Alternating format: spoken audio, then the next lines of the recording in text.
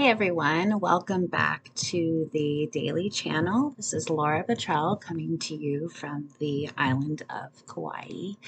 And I first wanted to apologize for the lapse in videos over the last 6 or 7 weeks.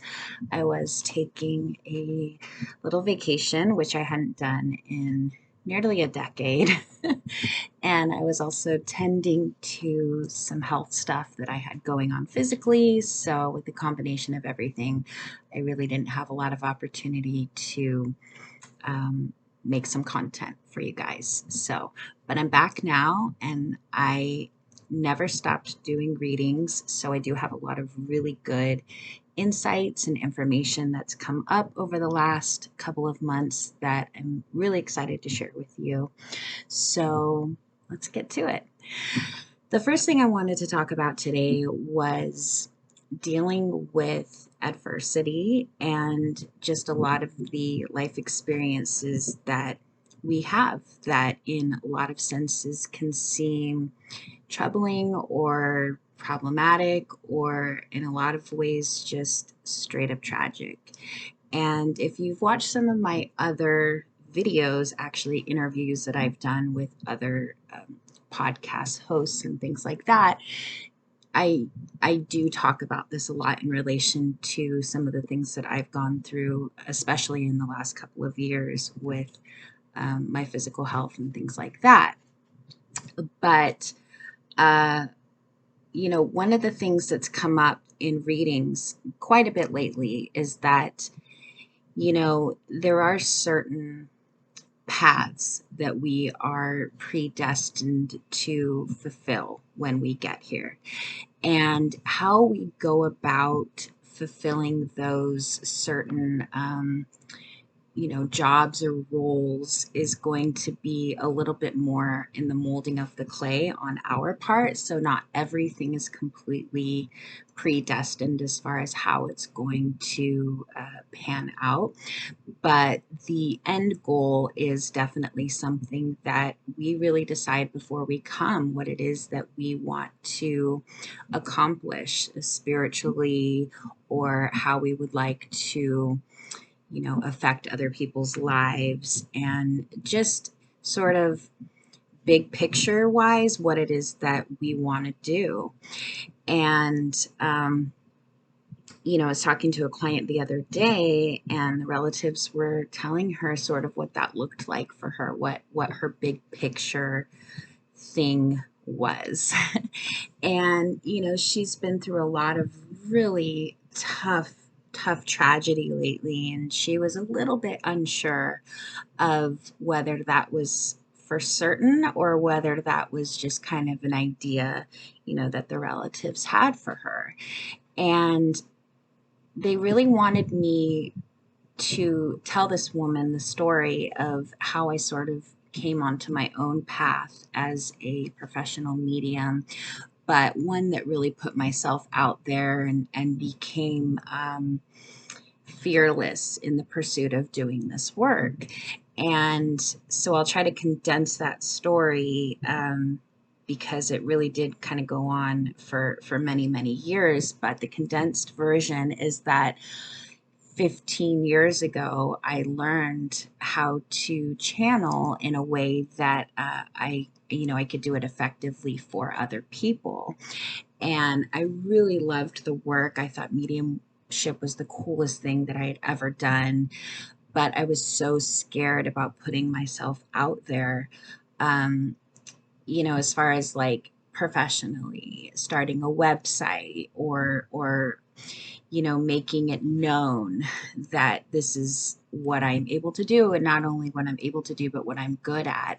So I really just started out doing readings for friends and family, and then kind of left it to be like a word of a mouth sort of scenario, which was great. I continued to do mediumship through those 15 years, but never to the capacity that I knew that I was capable of or really wanted to. And I always had the impulse or the inclination to make myself a little bit more into a practice, put the website out and that kind of thing. I really ignored those impulses though because I was scared. And I can't even tell you really what I was scared of. I think I was just scared of what people might think, or, sometimes mediums get a bad reputation for being scammers, or who knows what. It was just all these things going through my mind, and I was not being fearless about it. Well, the universe or the relatives or God or whatever it is that you believe that's higher power than us definitely had other plans for me. And up until that point, I had been a professional dancer for 20 years, and that's just what I did. And it made me really happy. It brought me a lot of joy. It was similar to channeling, in a way that I could affect people's lives in a positive way. But certainly, I was a much better medium than I was even a teacher. So the universe said, well, if you're not going to listen to these impulses about throwing yourself into mediumship full time, we're going to take away your ability to dance. And not only dance, but even walk. So I injured myself really horribly in a very bizarre um, sort of sequence of events, and herniated a disc in my lower spine and literally was unable to get out of bed and walk.